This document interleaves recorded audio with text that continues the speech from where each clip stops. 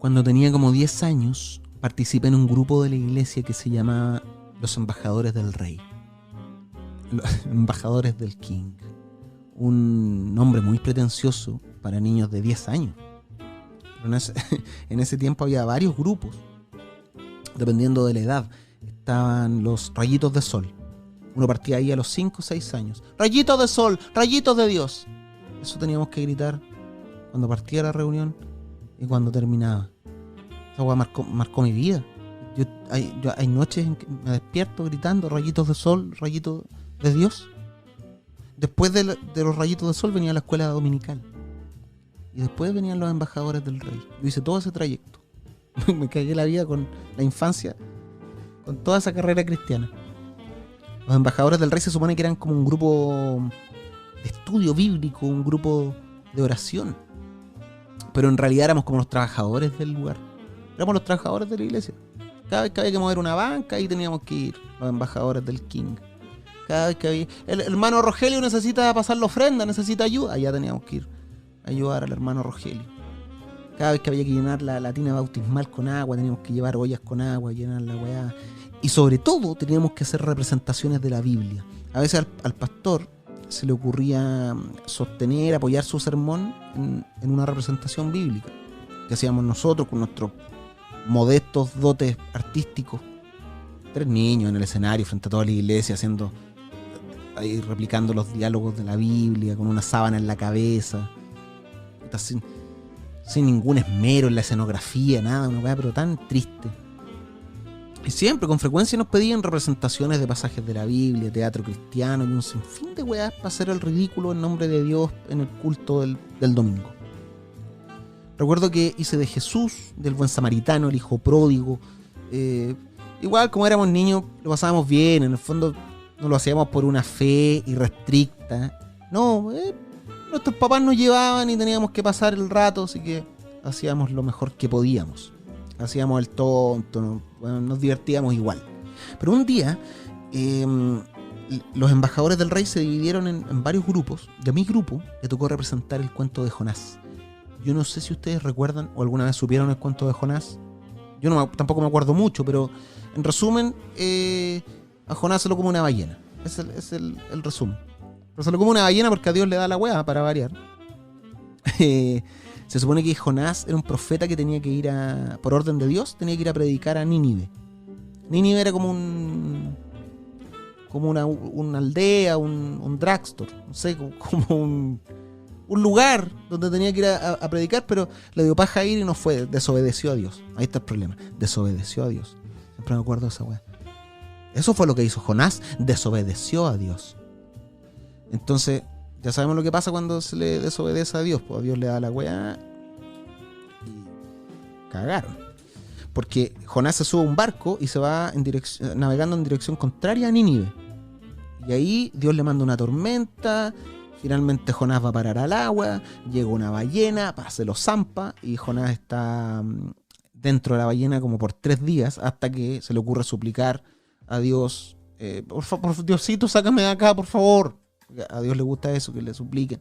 Por favor, Dios mío, sácame de este mamífero. Y así Dios hace que la ballena lo vomite. Eso también me parece cuestionable por parte de Dios. Siendo Dios, si ya lo hizo que el barco zozobrara, hizo que Jonás fuera a parar al mar, a cagarse de frío, que más encima se lo come una ballena. ¿Qué le costaba, como Dios, hacerlo desaparecer desde el interior de la ballena y hacerlo aparecer en otro lado? No, había que humillarlo una última vez, que lo vomitara el culiao. Ahí Jonás no solo comido por una ballena, sino que vomitado también. Bueno, el punto es que nos toca la historia de Jonás. Yo estaba emocionadísimo con eso, porque me gustaba esa historia.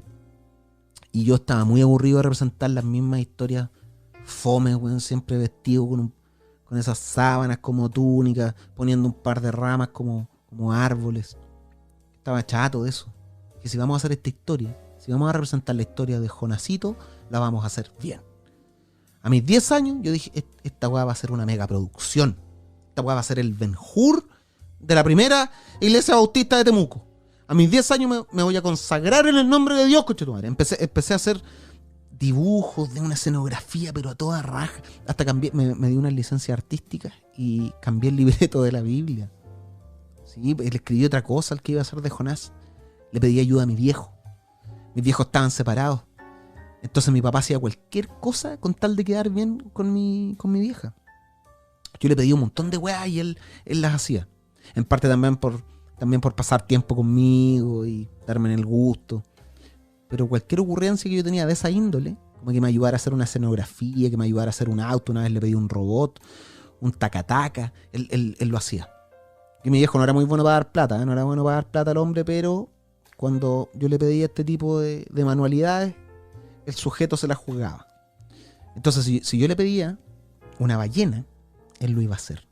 Porque mi idea era construir una ballena y meter a Jonás dentro. Yo no quería que la gente viera un weón haciendo como que estaba en una ballena. No, yo ya había visto más encima una representación en esa misma iglesia. Había visto años antes, siendo muy niño, la representación de Jonás y la ballena. Y no había ballena.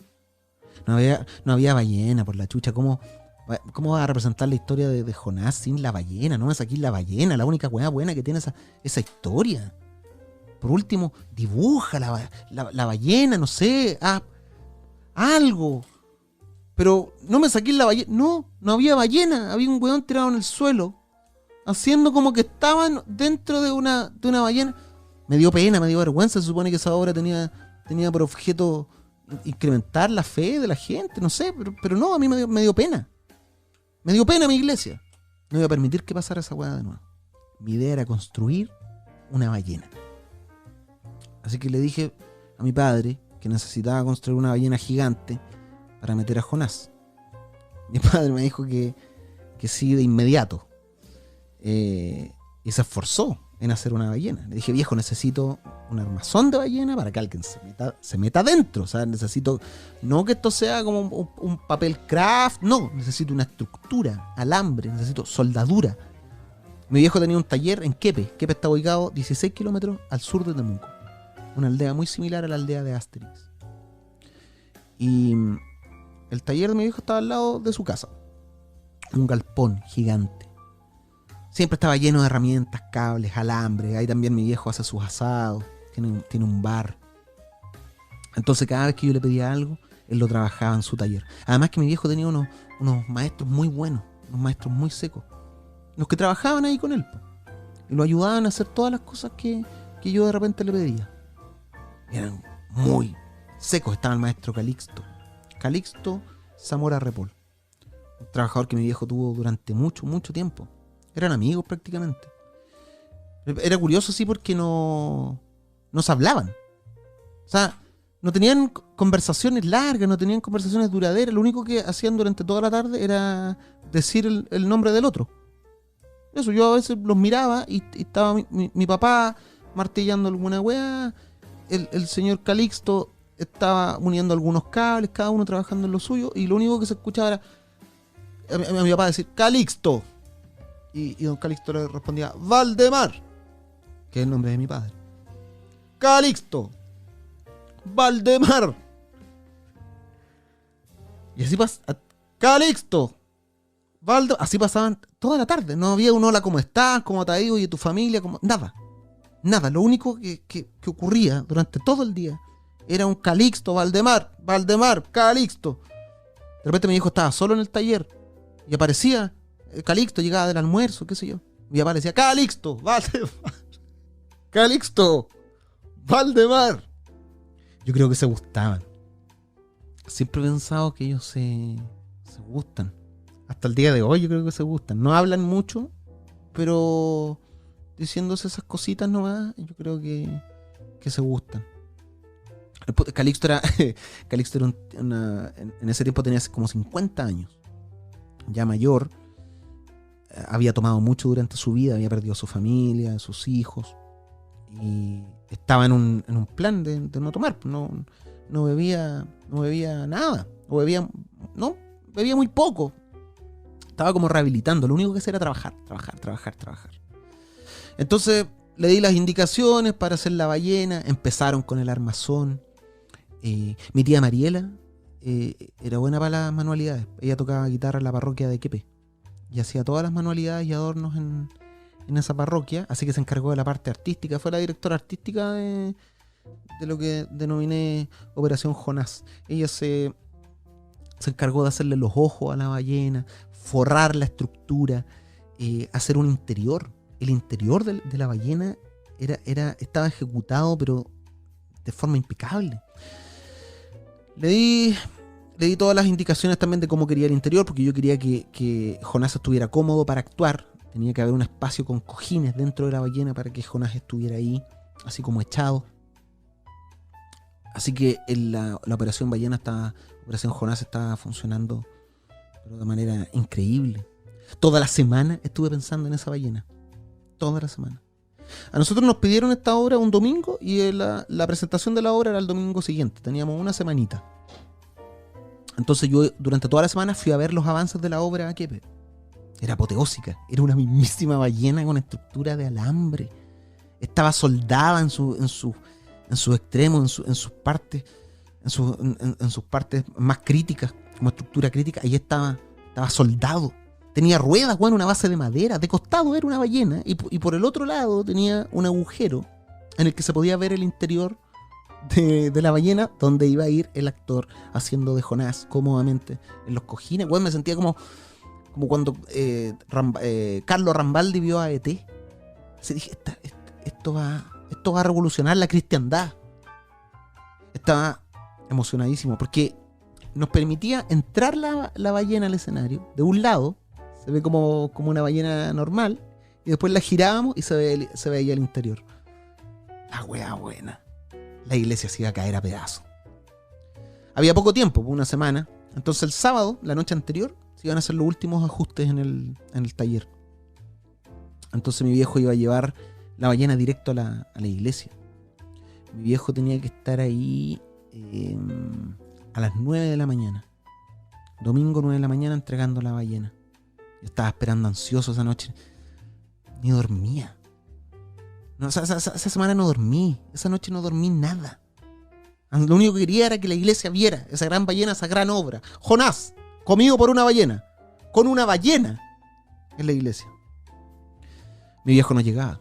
9 de la mañana y no llegaba. 9:05 no llegaba.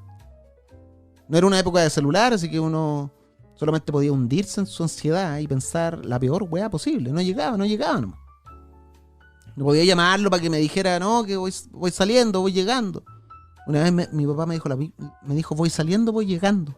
Es la misma excusa. Hace poco le dije, papá, ¿dónde? Voy saliendo, hijo, voy llegando. ¿Cómo vais? Va saliendo y va a ir llegando. Bueno, no tenía cómo ubicar a mi papá. Había que hacer un ensayo previo y no estaba la ballena. Mis compañeros de grupo creyeron que yo estaba mintiendo. Me sentí mal. En un momento pensé, ¿por qué Dios permite esto? ¿Por qué? Son las 9:30. Todavía no llega mi papá con la ballena. Yo debería ver llegar acá una camioneta. Debería venir una camioneta por Claro Solar y doblar aquí en Lynch. En calle Lynch. Y no veía nada. Miré al cielo en un momento, pero Diosito por la chucha. Pensé en gritar eso, pero simplemente lo pensaba. Lo pensaba, decía, Dios, ¿por qué? Esto es para ti. Dios, esto es para ti. Soy un niño que está haciendo algo para ti. Para tus fieles. Vamos a representar la historia de cómo le diste una lección al desobediente de Jonás. ¿Por qué mierda no llega la ballena? ¿Hasta cuándo me cagáis? Yo estaba mal. Estaba muy mal. Hasta que la ballena llegó. 9:40. La ballena llegó. Veo venir gloriosa la camioneta de mi viejo con la ballena gigante en la carrocería. Cuando la ballena llega, mi papá se baja rápidamente de la camioneta y me dice, hijo, mejor que no use la ballena, tuvimos un problema. Vi su cara y realmente pensé lo peor. ¿Pero por qué? ¿Por qué, papá? ¿Qué pasó? ¿Qué pasó? A todo esto, cuando llegó la ballena, mis amigos no lo podían creer. Era como que hubiera bajado el mismísimo Dios ahí frente a la iglesia. Quedaron con la boca abierta porque había una ballena. No, mejor que no use la ballena, hijo, tuvimos problemas. Y ahí empezó la debacle. Pero hay que retroceder un poquito en la historia. Hay que retroceder a la noche anterior. La noche anterior, Calixto Zamora Ripoll tuvo una recaída en su misión de dejar de tomar. Calixto Zamora, luego de una larga faena en el taller, cerró el local. Mi padre ya se había ido y lamentablemente entró en una pena profunda. Y al encontrar el barcito que tiene mi viejo ahí para hacer los asados, cayó en el flagelo del alcohol. Calixto Zamora Ripoll comenzó a tomar, hasta quedar tambaleándose. Tomó tanto que en algún momento, al parecer, ya no se podía mantener en pie y se acurrucó dentro de la ballena. No estoy guayando. Se acurrucó dentro de la ballena, de la obra que él había estado haciendo junto a mi padre durante toda la semana. La botella que tenía en su mano, la botella de pisco, al parecer era pisco, se derramó. Cuando él se tiró ahí en los cojines de la ballena, se derramó. El vaso también que tenía se le cayó y se durmió raja curado dentro de la ballena. No solo se durmió raja curado, sino que además vomitó y se defecó. Don Calixto Zamora. Don Calixto Zamora.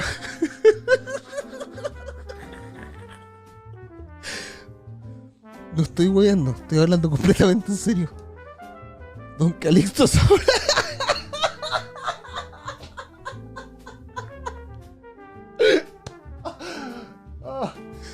Don Calixto Zamora Ripoll se durmió, vomitó y se defecó dentro de la ballena el día domingo a las 7 de la mañana. Mi padre estaba en el taller.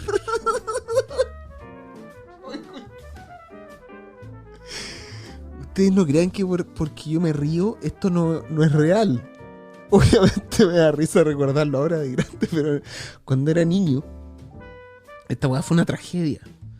El día domingo a las 7 de la mañana, mi padre estaba...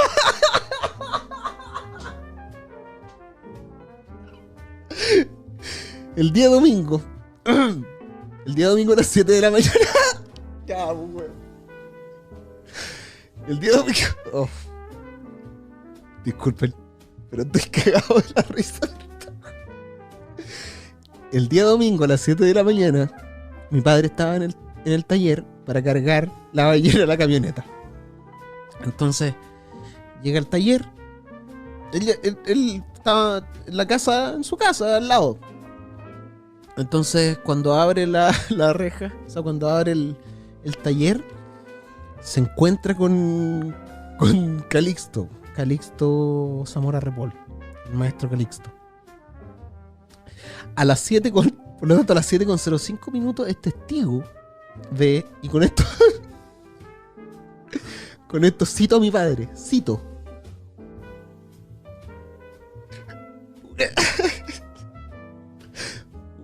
una de las imágenes más desoladoras que he presenciado. Mi papá no habla así. Mi papá nunca habla así, weón, pero cuando me contó, eso fue lo que dijo. Yo creo que son las palabras más elocuentes que ha dicho en su vida. Una de las imágenes más desoladoras que he presenciado. Calixto borracho y enmierdado dentro de una ballena de utilería. Cito nuevamente a mi padre: al principio pensé que estaba muerto.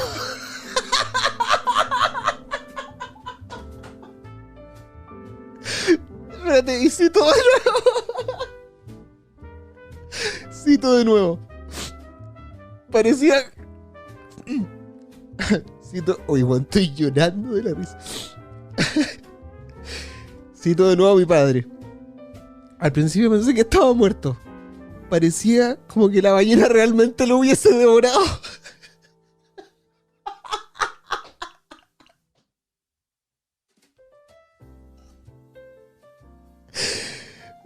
Entonces no podían sacarlo de la ballena. Mi papá tenía que ya cargar la ballena y llevarla a la iglesia, entonces no podían sacarlo. Y entre varios familiares lograron sacarlo de ahí. Por eso se demoró. Cuando la ballena llegó ese día a la iglesia, tenía un olor a fonda. Un olor a baño de fonda. A las 5 de la mañana, un olor a mierda que tenía. Y no podíamos meter esa ballena a la iglesia, era una afrenta a la gloria de Dios. Pero yo no iba a permitir que ese señor Curahuilla boicoteara mi megaproducción. Estábamos todos afuera recibiendo la ballena. Le dije, papá, voy a usar la ballena igual, me da lo mismo. Tenemos que hacer la obra. Y el líder de los embajadores del rey, un señor adulto, me dice que no entráramos esa ballena al culto porque tenía olor a caca.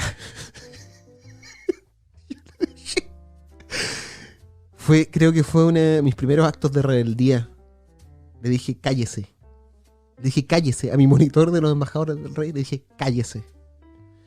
La obra, a pesar de todo, fue un éxito. Logramos meter la ballena, a pesar del olor y todo. Y pudimos hacer la obra. Días más tarde, mi padre me contó que el señor Calixto Zamora Repol, había comenzado a tomar porque había recordado a sus hijos. Me contó que durante toda esa semana sintió verdadera nostalgia porque lo veía a él, a mi padre, veía a mi padre haciendo una ballena para su hijo. Y pensó en cuántas cosas él había desaprovechado con su familia. Entonces empezó a extrañar, empezó a echar de menos. Al punto que no pudo resistirlo y se puso a tomar esa noche. Le dijo que le hubiera gustado cambiar las cosas para poder construir cosas y darle tiempo a sus hijos. Ahí la historia ya deja de ser graciosa. Me hizo reflexionar. El maestro Calixto después no volvió a recaer en el alcohol nunca más.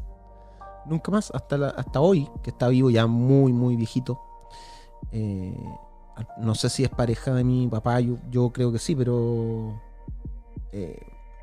a raíz de esto también tuvieron su primera conversación en serio. Por primera vez salieron del Calixto, Valdemar, Calixto, Valdemar, para llegar a una conversación profunda en la que Calixto Zamora Repol le dijo exactamente lo que sentía, lo que sintió toda esa semana mientras construía una ballena.